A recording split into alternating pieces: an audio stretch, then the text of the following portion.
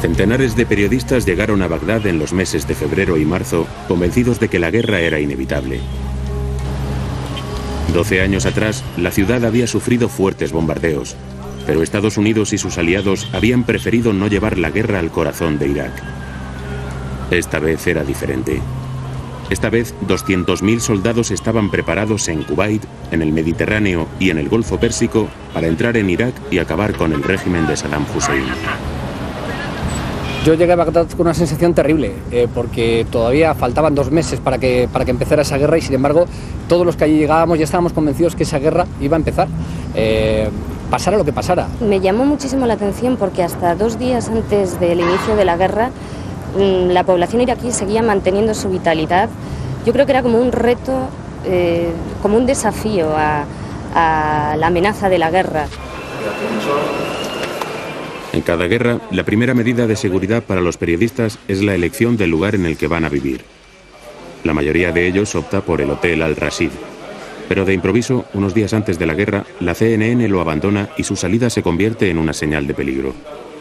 Hay que estar muy atentos a qué hace CNN. CNN era el Pentágono, o al menos esa es la impresión que yo tengo hoy en día, ¿no? Es el Pentágono, tiene que tener información privilegiada acerca de posibles puntos peligrosos, posibles objetivos militares y todo lo demás. Se oye que han reservado toda una planta del Hotel Palestina, se corre la voz y esa idea de que donde esté la CNN no van a bombardear a los norteamericanos hace que muchas personas consideren trasladarse a Palestina como una medida de seguridad. El Palestina estaba situado en una zona más civil, pues te inspiraba más confianza, ¿no? Es decir, cerca del Palestina no había ningún objetivo militar al que disparar.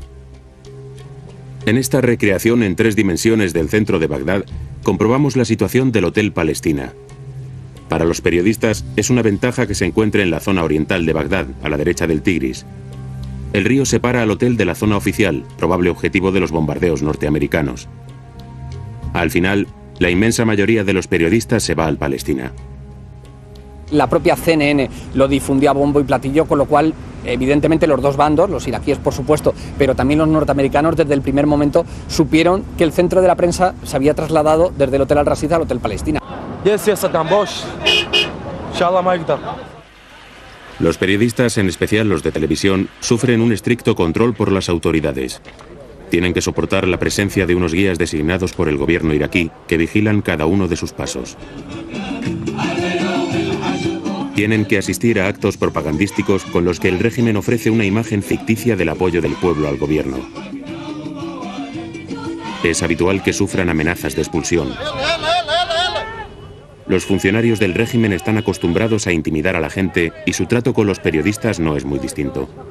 Su prioridad eran las televisiones, controlar lo que hacían las televisiones, las imágenes que luego iban a salir emitidas. Eso realmente les volvía locos. Es la segunda vez que el cámara de Telecinco, José Couso, de 38 años, viaja a Irak. Está casado y tiene 2 hijos. Los que le conocen saben que siempre estará más cómodo tomándose su tiempo que corriendo a cubrir una noticia de última hora. Me gustaba llegar, ver el sitio, ver qué tipo de planos podía componer, qué tipo de textura darle a la imagen, ir un poquito más allá de la noticia pura y dura, sino tratar de que las imágenes hablaran por sí solas y que el periodista tuviera que contar lo menos posible. Pero bueno, sensación así de mal rollo y tal, no, hasta ahora no, ¿eh? Algún miliciano y tal, con Antonio, el del periódico de Cataluña, tuvo un pequeño problema. Pero... Antes de que empiece la guerra, algunos no están seguros de si deben quedarse hasta el final. Couso les convence para que permanezcan en Bagdad. Me acuerdo de José, que era uno de los que me decía, Carlos, joder, os tenéis que quedar, aquí tenemos que estar para contar lo que ocurra. ¿Cómo vamos a dejar que empiece una guerra y que no haya testigos que puedan contar lo que aquí pasa? Una semana antes de que pasara todo esto yo estaba muy deprimido, ya me quería salir y Couso fue el que me levantó y dice, somos profesionales, somos unos profesionales de la lente y esta historia la tenemos que contar completa. Y estábamos José, Couso y yo, digo, José, en cuanto vea esa estatua caer, apago la cámara y me voy para Madrid. Y dice José Couso, yo detrás. Eso fue lo último, hablé con José.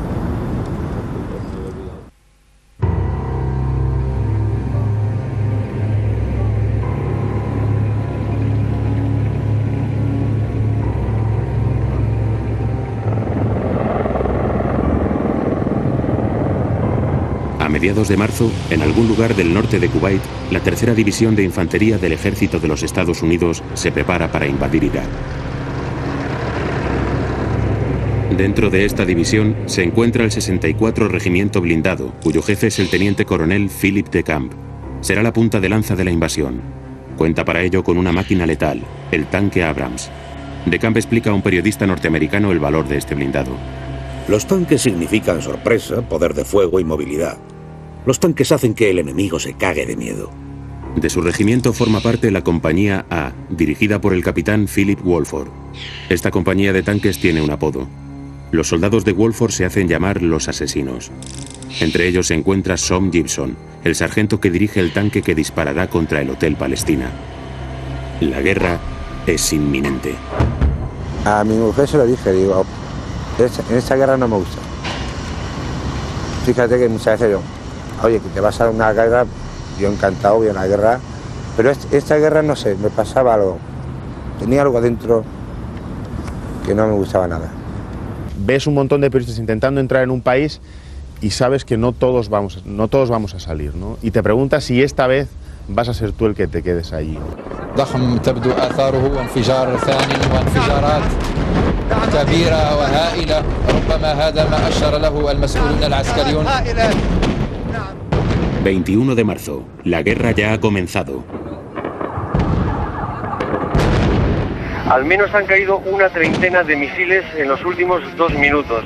Todo edificio oficial que tenemos delante de nuestros ojos ha sido alcanzado. Sobre la noche de Bagdad cae la operación Conmoción y Pavor, según denominación del Pentágono. El bombardeo masivo del centro de poder de la dictadura. Desde este lugar podemos sentir cómo las explosiones casi están moviendo este hotel. No sé si estáis escuchando John, estos ruidos están ocurriendo a 300 metros escasos de donde estamos. Desde el Hotel Palestina se puede contemplar lo que allí llaman el Palacio de la República. En realidad no es solo uno, sino decenas de palacios que ocupan una vasta extensión de más de 20 kilómetros cuadrados. Desde sus mismas habitaciones en el Palestina, los periodistas son testigos privilegiados de esta demostración de poderío militar.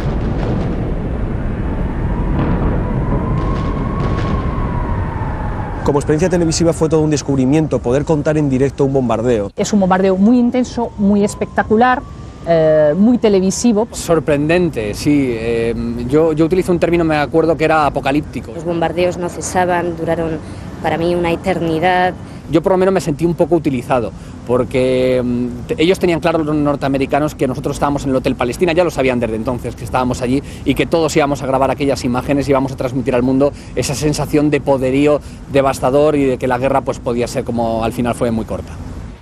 El ejército norteamericano envía un aviso a los periodistas. En la noche del 29 de marzo bombardea el Ministerio de Información, donde también se encuentra el centro oficial de prensa. No es un ataque masivo. Algunos medios de comunicación habían instalado allí tiendas desde las que enviar imágenes a sus redacciones. Los militares norteamericanos saben muy bien dónde están trabajando los periodistas. No, esto es un aviso para que nos movamos de aquí, pero seguro, porque lo han dejado bastante intacto. Solo han tirado un misil y es un aviso. A partir de ese día, la mayoría de los periodistas harán sus transmisiones en directo desde el Hotel Palestina. Al sur, en el desierto, el 64 Regimiento Blindado avanza sin oposición. Pasarán 11 días antes de que tengan que combatir. El capitán Wolford cuenta a un periodista del Boston Herald, Jules Crittenden, que sus hombres están preparados. Nuestro día llegará y será intenso. Estos chicos quedarán conmocionados y sabrán lo que significa ser soldado. La misión del 64 Regimiento es enfrentarse a la división Medina de la Guardia Republicana, que defiende el flanco sur de Bagdad.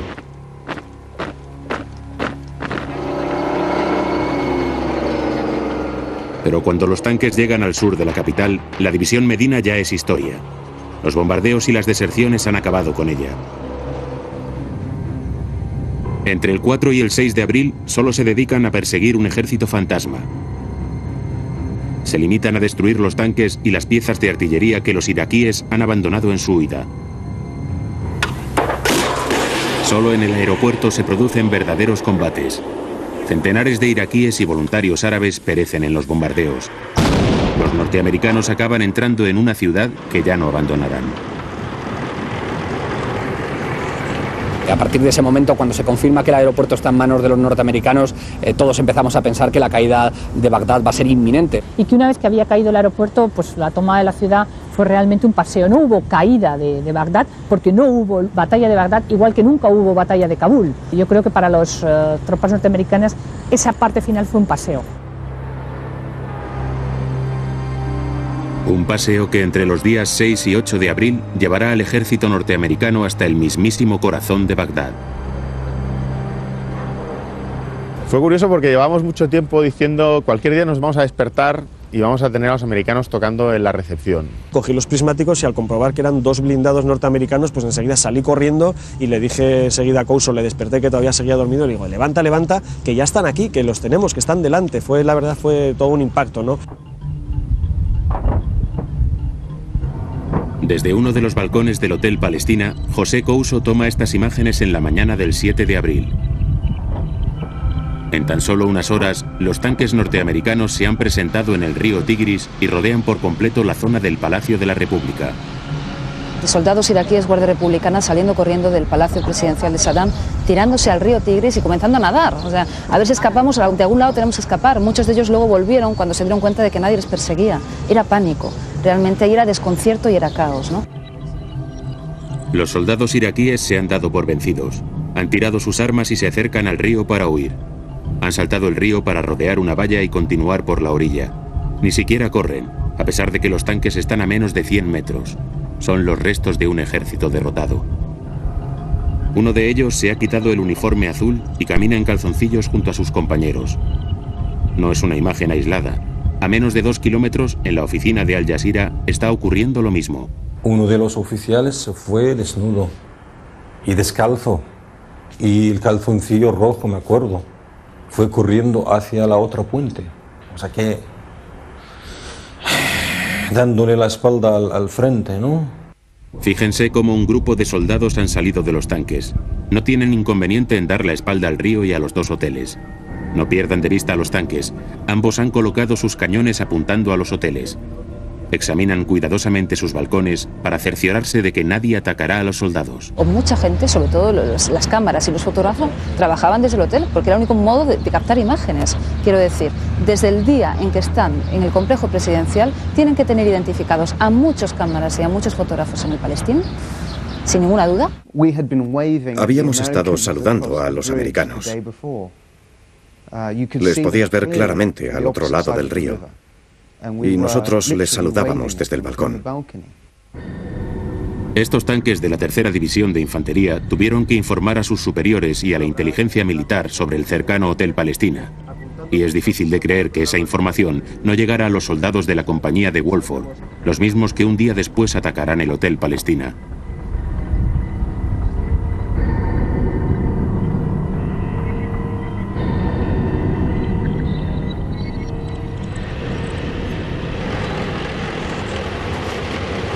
Los tanques de Wolford están a punto de llegar al río Tigris. Antes, al amanecer del 8 de abril, se enfrentarán al último contraataque iraquí. Centenares de soldados y fedayines les esperan escondidos en un cruce a solo 200 metros del puente de Al-Yumuría.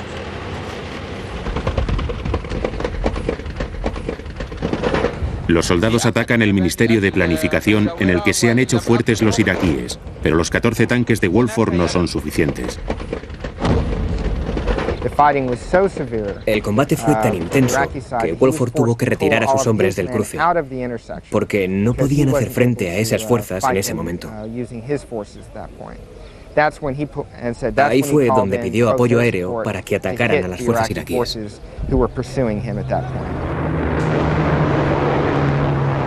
Su petición es respondida inmediatamente. Aviones británicos y norteamericanos atacan todos los edificios de la zona, en especial el Ministerio de Planificación.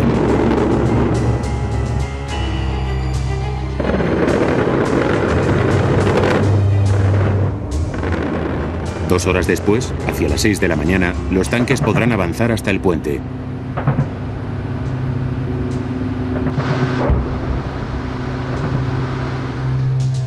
A 1,5 kilómetros del Hotel Palestina está el puente. y muy cerca de él, las oficinas de las televisiones árabes Al Jazeera y Abu Dhabi. Desde Al Jazeera, sus cámaras pueden conseguir buenas imágenes del lugar por el que los soldados americanos penetrarán en las zonas más habitadas de Bagdad. Pero también es un sitio peligroso. Está demasiado cerca del puente y de varios edificios oficiales. Por eso, habían enviado al Pentágono las coordenadas de su posición para evitar un ataque por error. Acordamos estar dentro del edificio, cubrir por audio lo que oímos fuera y lo que se ve a través de la cámara, del techo. Había hablado por teléfono con Taysir Aluni, con el periodista de Al Jazeera, que se encontraba precisamente en lo que era la sede central de Al Jazeera allí en Bagdad, y me estaba contando por teléfono que estaban asustados porque estaban disparando los tanques muy cerca de donde ellos se encontraban. De tantas vibraciones y explosiones, la cámara se ha movido un poco. Yo le dije al cámara, oye, sal ahí gateando, intenta arreglarla un poco y volver gateando aquí.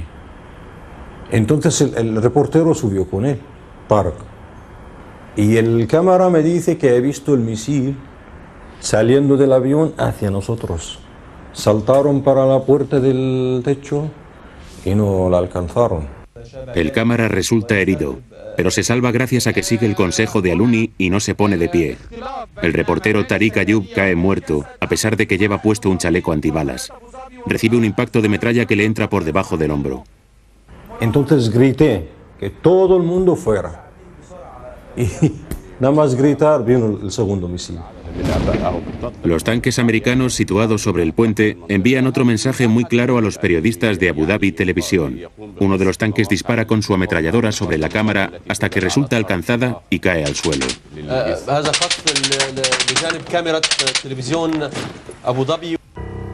La escena es más clara si la vemos con la imagen de la cámara de José Couso en el Hotel Palestina, a casi 2 kilómetros de distancia. En solo 20 segundos, el tanque dispara varias ráfagas en 4 ocasiones diferentes, apuntando cuidadosamente a la oficina de Abu Dhabi Televisión. Semanas después, descubrimos en el lateral derecho de la casa los resultados de este ataque. Contamos 120 impactos de bala en la pared, varios de ellos concentrados justo debajo de la posición de la cámara. Resulta obvio que los tanques no querían testigos cerca en la mañana del 8 de abril.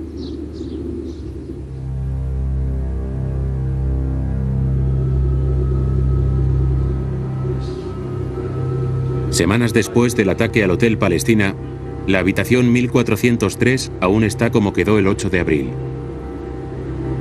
Es en este balcón en el que Couso pasa casi toda la mañana tomando imágenes de los tanques norteamericanos hasta el disparo que acaba con su vida. Aún está la mancha de sangre que dejó su cuerpo y los restos de la puerta de cristal dañada por la explosión. El balcón conserva los impactos de la metralla.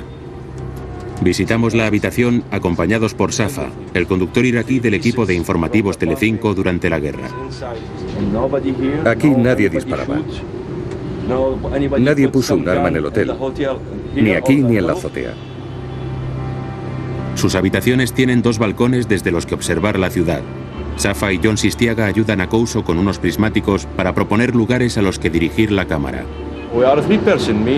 Éramos 3, John, José y yo, intentando buscar algo único para filmar.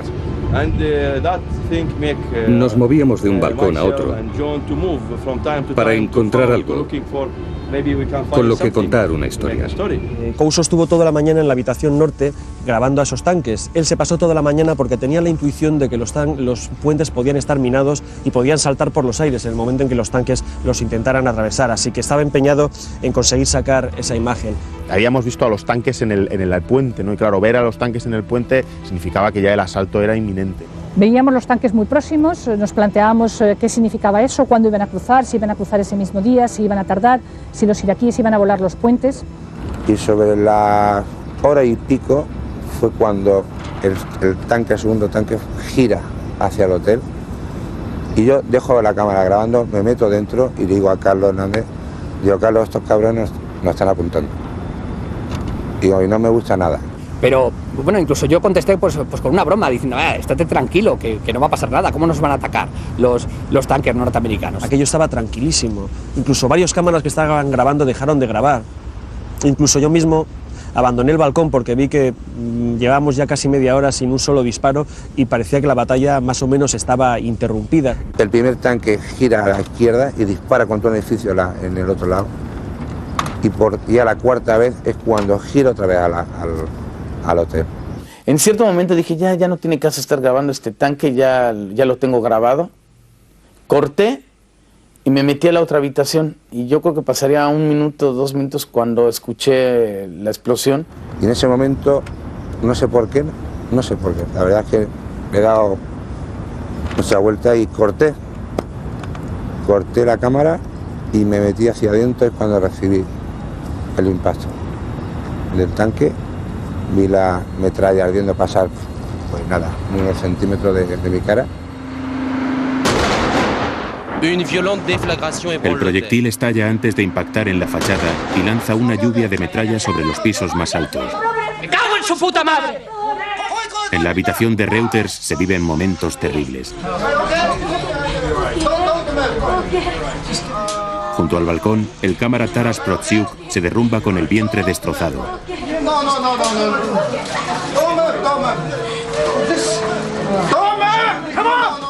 En el suelo, Paul Pasquale está cubierto de sangre.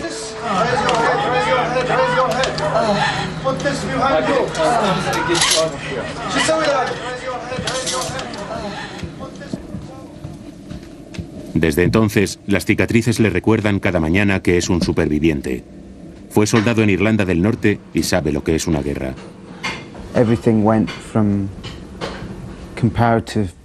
Todo pasó de una situación de relativa calma y normalidad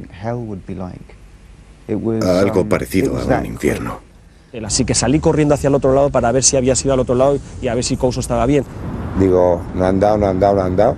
De hecho, sobre mí cayeron cristales y escombros y me quedé completamente sorda.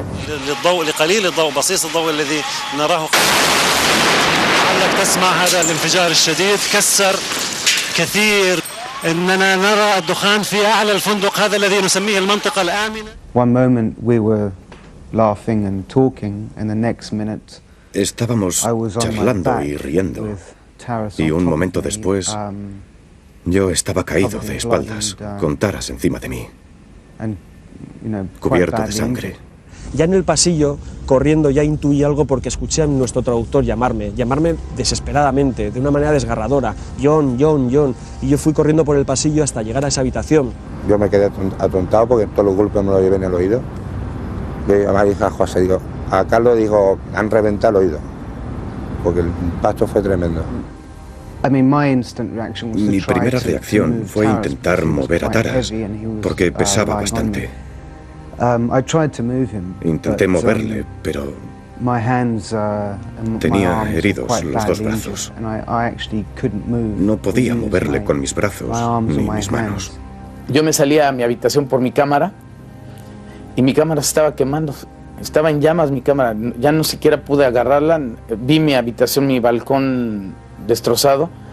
Vi que había un gran agujero a mi derecha. Intenté decirle a Taras que se moviera, pero no decía nada. En ese momento lo primero que pensé fue en Couso. No sé por qué, pero pensé en Couso porque sabía que Couso estaba 2 pisos abajo de mi habitación. Cuando llegamos aquí, vimos la cámara tumbada contra estos cristales y encontramos a Couso caído en el suelo, con la cabeza sobre la puerta. Así que corrí a por José, agachado, reptando, porque interpreté que podía haber un segundo disparo. Pude quitarme a Taras de encima y comencé a arrastrarme. No podía hacer nada por Taras. Yo estaba demasiado herido como para ayudarle sin poder usar los brazos. Le eché una botella de agua encima para quitar la sangre, para ver el tipo de heridas que podía tener y a ver si había algo más grave que la evidente pierna destrozada que tenía. Digo, bueno, aquí ha pasado algo gordo y cogí la cámara que sin cortar me metí a la habitación del Reuters y ya lo encontramos por todo el panorama, ¿no?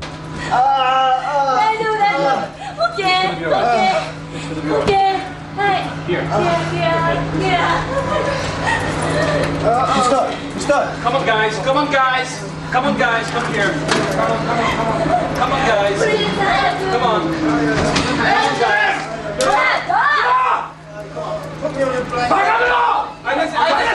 On the bed. On the bed. On the bed. Slow. On the bed.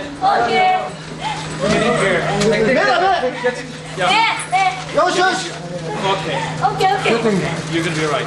No me cabía en la cabeza que fueran los norteamericanos hasta que llegué al cuerpo de José, que estaba consciente, que estaba despierto y que me dijo, ha sido el tanque. Y de pronto vemos un balcón dañado, que era el 15.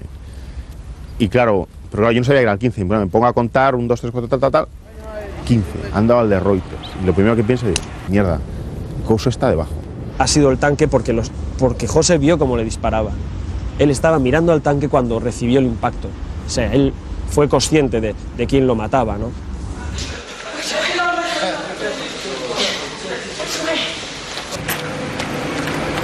Y ahí ya veo la cámara derribada en el suelo, destrozada, y el charco de sangre.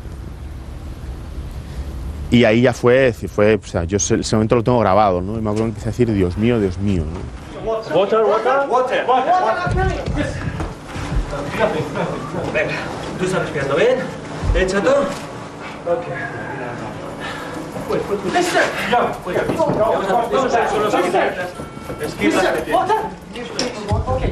Varias personas se preparan para trasladar a Couso. Le colocan sobre un colchón y le hacen un torniquete de urgencia para cortar la hemorragia. Si continúa sangrando, no llegará vivo al hospital. Un señor iraquí al que no conozco de nada y al que habrá que agradecérselo toda la vida, me ofreció su coche, un viejo Lada soviético, y logramos meter a José dentro con la ayuda de Jorge Priego, un cámara mexicano que tenía mucha amistad y una enorme unión con José. Lo subimos a un coche y todo el tiempo yo le hablé a Couso. Yo con Couso llevé mucha amistad, sabía que su esposa se llamaba Lola, sabía que tenía 2 hijos. Entonces en el trayecto yo le fui hablando, le hago, Couso, le tienes que echar muchas ganas, tienes 2 hijos, Lola te está esperando, échale muchas ganas. No te preocupes, estamos aquí. Okay, let them calmo. Please. Calmo. Camera away, please. Camera away.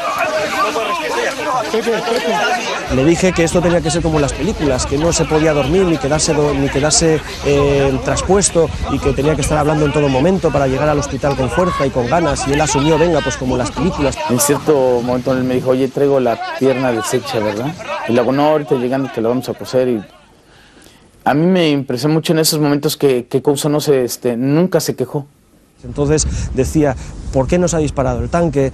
¿Dónde me lleváis? ¿Qué está ocurriendo? ¿Me están grabando? ¿No me están grabando? Que no me vea mi familia, que no me vean mis hijos.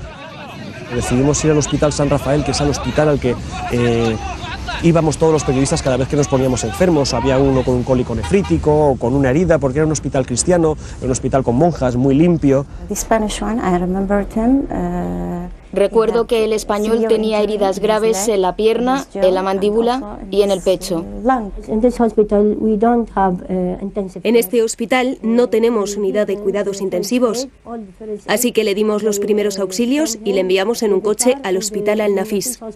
Así que hay que ir a un segundo hospital, que aunque está cerca, hay que ir en contramano, y además no hemos conseguido plegar el colchón, no sabemos por qué, y el conductor, que iba a 130 por hora por esas callejuelas, iba destrozando el coche contra las barricadas. Los periodistas heridos son atendidos de inmediato en el hospital Al-Nafis. Por el ucraniano Taras Protsiuk poco pueden hacer ya. Colocan a Couso en una camilla y lo llevan directamente al quirófano. Los médicos saben que quizá no sea suficiente con reparar los destrozos causados por la metralla. Estaba en un completo estado de shock. Sangraba mucho. Y su pierna derecha, ¿no? Estaba completamente destrozada y sangraba mucho.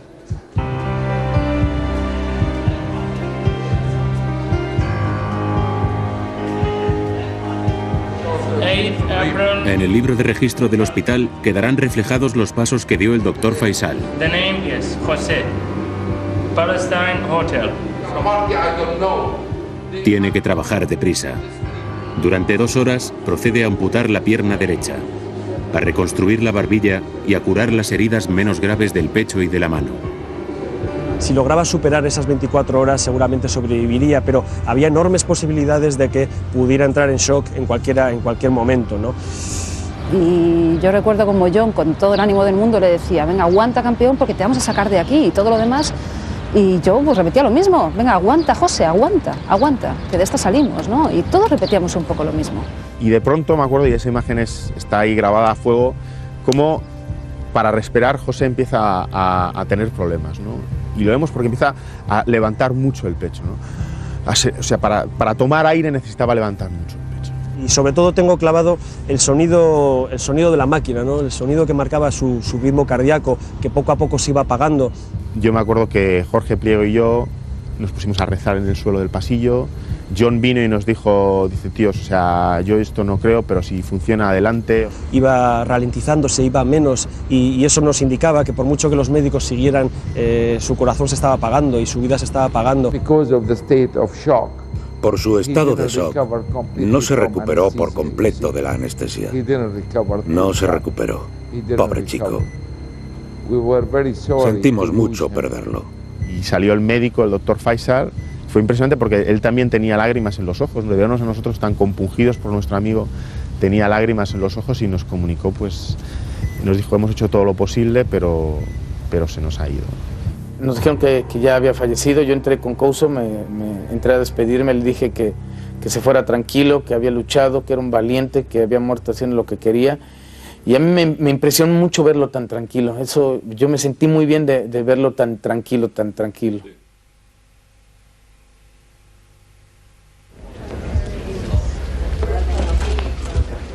Solo unos minutos tras el ataque y casi sin posibilidad de ponerse en contacto aún con sus fuerzas en el puente, el ejército americano hace pública su primera versión. Los primeros informes indican que fuerzas de la coalición fueron atacadas desde el vestíbulo del hotel y que respondieron al fuego. David Chater has been reporting us by telephone during the extraordinary events. Los periodistas que trabajan en el Hotel Palestina lo niegan tajantemente. Sabían que había periodistas y que había cámaras grabando la batalla de los tanques desde los balcones. Es increíble que salgan con la excusa de que teníamos que haber puesto sábanas en las ventanas para identificarnos, porque había francotiradores disparando desde el edificio. Nunca oí un solo tiro que viniera de esta zona y desde luego no desde el hotel. Todos los que allí estábamos sabemos que no se produce ningún tipo de fuego hostil contra los tanques norteamericanos ni desde el hotel ni desde los alrededores del hotel. Me tiré cerca de 5 horas apostado en el hotel, en la terraza, y no escuché ninguna detonación que saliera por el lado donde estamos nosotros, ninguna. Hay un hecho evidente que desmiente esta primera versión de los militares. Se trata de la distancia. Entre el Hotel Palestina y los tanques hay más de 1,5 kilómetros, muy por encima del alcance efectivo de un fusil y de un lanzagranadas. Chris Tomlinson, de la agencia Associated Press, está con el 2º batallón de la 3ª División de Infantería. Eso es algo que algún soldado dijo después del ataque para protegerse de las críticas. Pero si vas al lugar donde estaba el tanque y ves dónde está el Hotel Palestina, ningún lanzagranadas puede disparar desde tan lejos. Un francotirador quizás sí, un fusil AK-47 evidentemente no. Entramos en Fort Stewart, en Georgia, el cuartel general de la 3ª División de Infantería. Un equipo de informativos Telecinco visita esta base para saber cómo es por dentro un tanque Abrams. Aquí se están revisando los blindados que participaron en la guerra. El sargento Pyle es el encargado de mostrarnos las tripas del Abrams y todo lo que le convierte en una máquina de guerra casi invulnerable. Esta es un arma de 70 toneladas que es casi invulnerable por el frente. Si alguien nos dispara en la parte delantera, no nos hace nada. El cañón de 120 milímetros no es su única arma. Ante la amenaza de un francotirador escondido en un edificio, podría o debería emplear un arma menos destructiva. Si nos dispararan desde un solo punto de un edificio, usaríamos la ametralladora para no causar más daños colaterales. Estos son los visores con los que el jefe del tanque y el artillero identifican los objetivos. Antes se ha calculado la distancia exacta gracias al láser. Un objetivo situado a 1,5 kilómetros se vería sin ningún problema. Podemos identificarlo de día o de noche hasta el alcance del arma, unos 4 kilómetros. 4 kilómetros. ¿Y a esa distancia haría blanco? Si lo puedes ver, le puedes dar. El sargento Sean Gibson dirige uno de los 2 Abrams que el día 8 están en el puente Al-Jumuriya. Será el que dispare sobre el Hotel Palestina. Su tanque ostenta la divisa de la compañía del capitán Walford. Uno de sus soldados no tiene inconveniente en mostrarla. Una calavera cruzada por 2 espadas y a la izquierda su apodo, los asesinos. Días después del ataque, Gibson acepta hablar con un equipo de la televisión pública belga. Fue fácil encontrarles, pero difícil de convencerles. Y les dije, mire usted, si hay queja en los tribunales y si esto va lejos, lo más probable es que el Estado Mayor del Ejército Americano va a cargar la culpa sobre vosotros. Estaba recibiendo fuego de artillería por delante, por detrás y por debajo. Me estaban disparando desde abajo con lanzagranadas. Si vas al puente verás los impactos en el lugar en el que estaba el tanque. Y a un momento dado la entrevista, para la entrevista...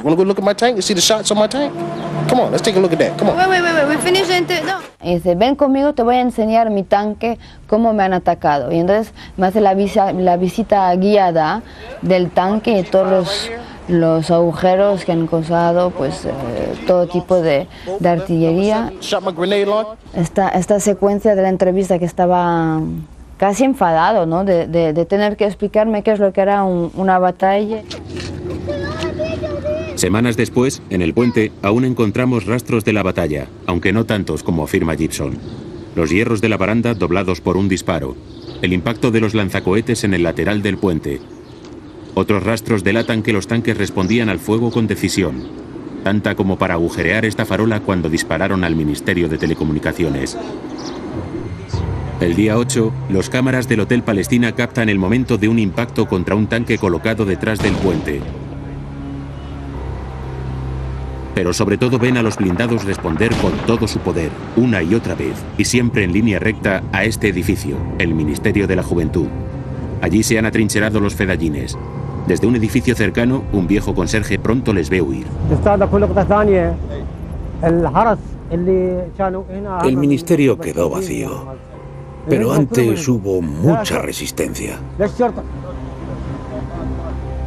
Desde el Hotel Palestina, los periodistas ven el puente, pero no las zonas desde las que atacan a los tanques.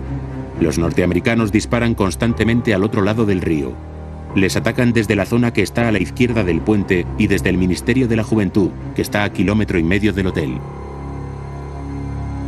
Por tanto, si los tanques hubieran sido atacados desde el Palestina, ¿por qué en toda la mañana solo efectúan un único disparo en esa dirección? Es entonces cuando entra en escena la teoría del ojeador. Fue en ese momento cuando los hombres de Walford capturaron a un iraquí que tenía una radio. Pusieron a un soldado árabe americano a escuchar lo que los iraquíes decían por la radio. Y escucharon lo que ellos llaman un observador, un hombre que dirigía el fuego iraquí contra los hombres de Walford.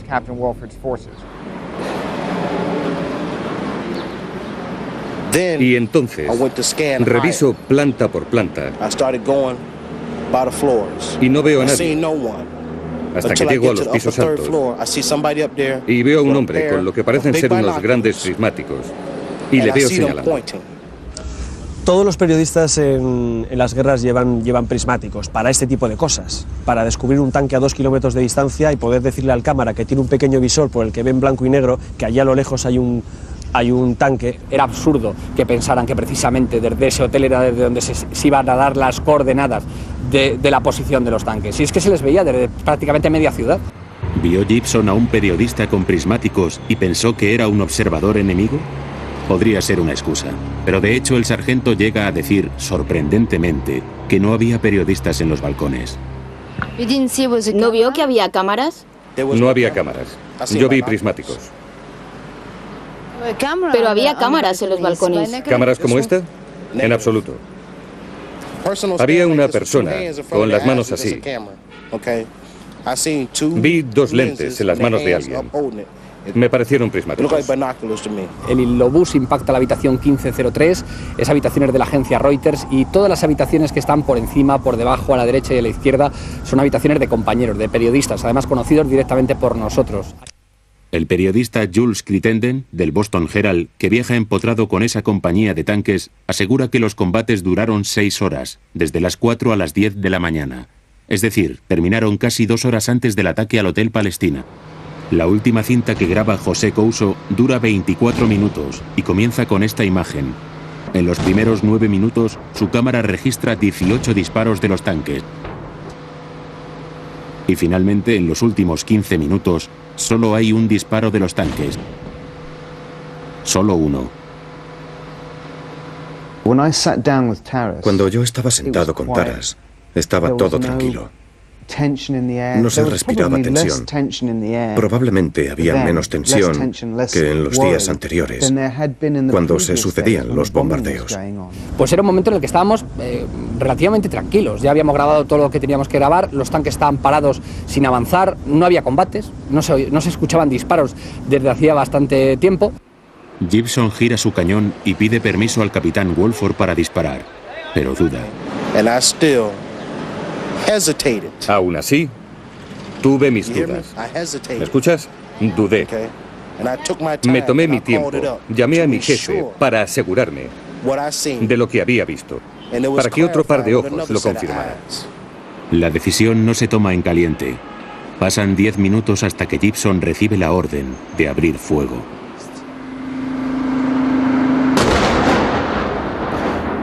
Une violente déflagration ébranle l'hôtel. No sabíamos que había periodistas en el Hotel Palestina. Si lo hubiéramos sabido, no habríamos disparado.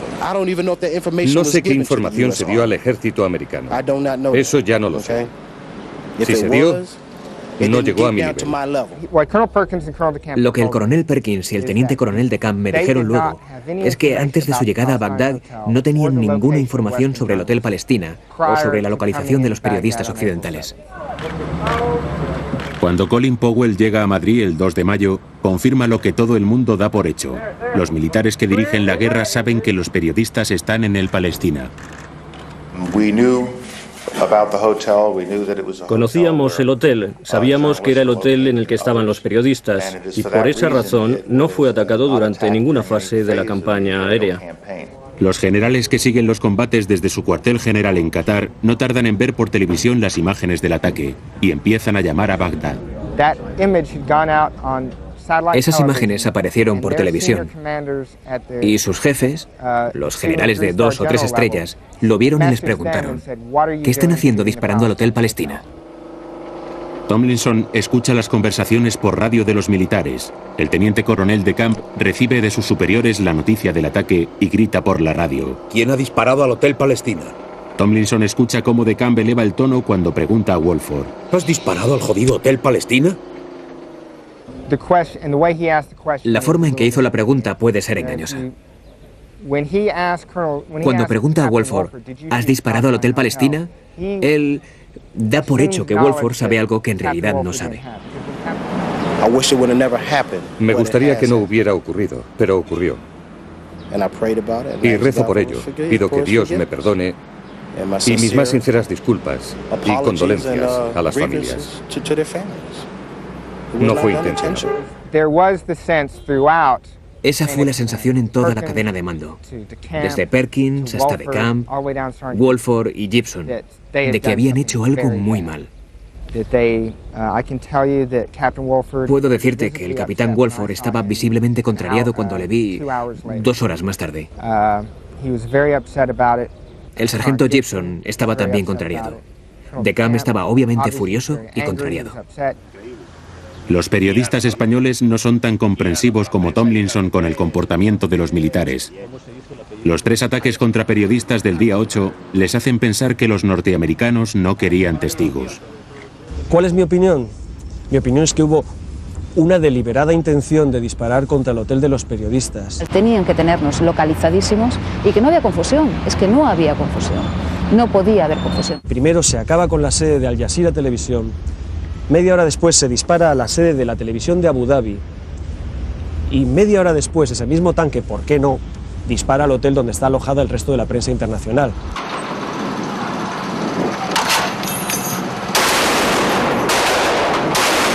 No sé hasta qué punto los norteamericanos eran conscientes de que esa fase final iba a ser un paseo, iban a ser solo escasas 24 horas. Y claro, lo que no querían en ningún caso es que hubiera prácticamente 300 periodistas no americanos y no controlados, es decir, que no se iban a aplicar una autocensura patriótica, dispuestos a cubrir aquello y a ser testigos de aquello, informar al mundo la masacre que se iba a producir en Bagdad. Hubo errores graves en varios niveles.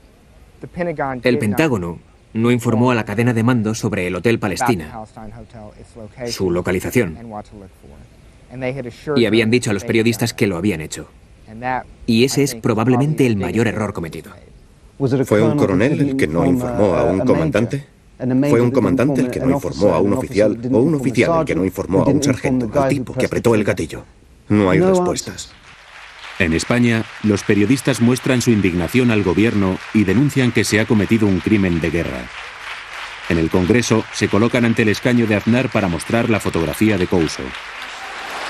Se abre la sesión. Ruego a los servicios de la Cámara. Se abre la sesión.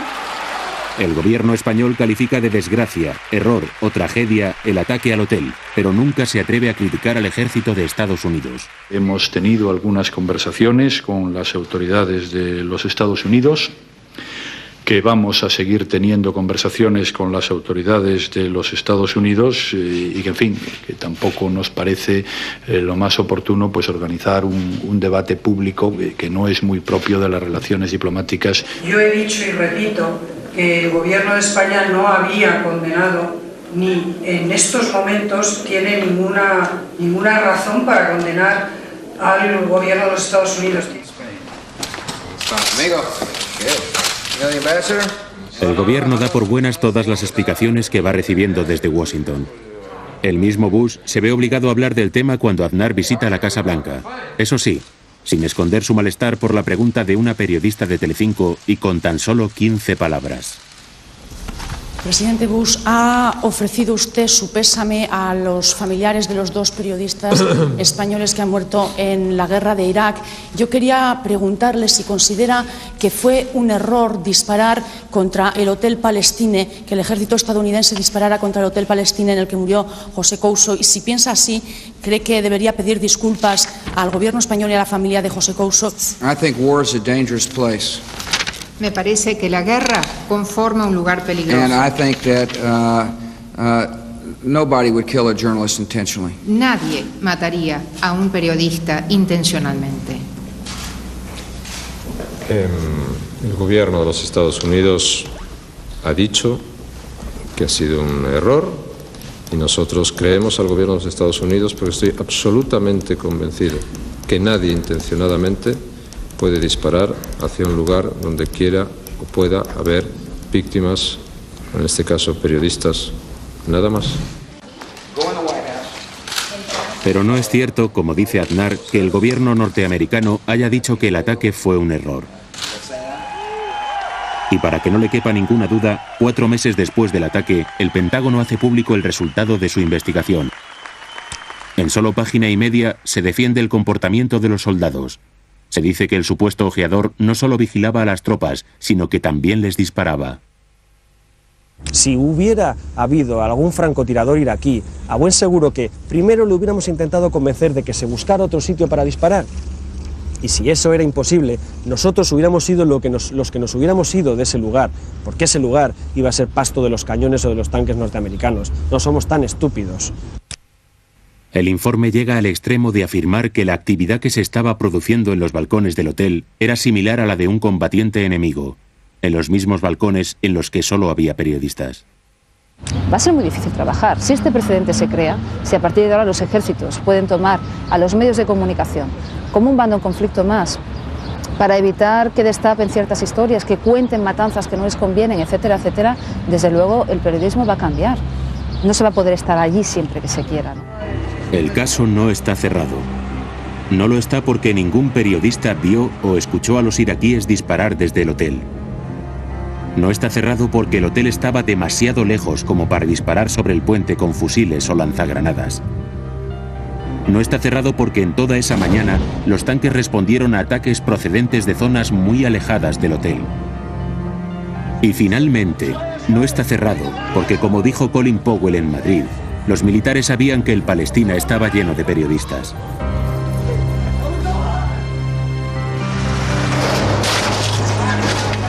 Los soldados de Estados Unidos fueron el mayor peligro para los reporteros que cubrieron la guerra. 7 de los 16 periodistas muertos cayeron por disparos del ejército norteamericano, en tan solo 21 días de combates. Por eso, los periodistas se preguntan ahora si podrán volver a cubrir una guerra sin que el ejército norteamericano los considere parte del bando enemigo. Y recordarán el día en que 2 periodistas murieron porque un sargento norteamericano vio a un reportero empuñando una peligrosa arma, empuñando unos prismáticos.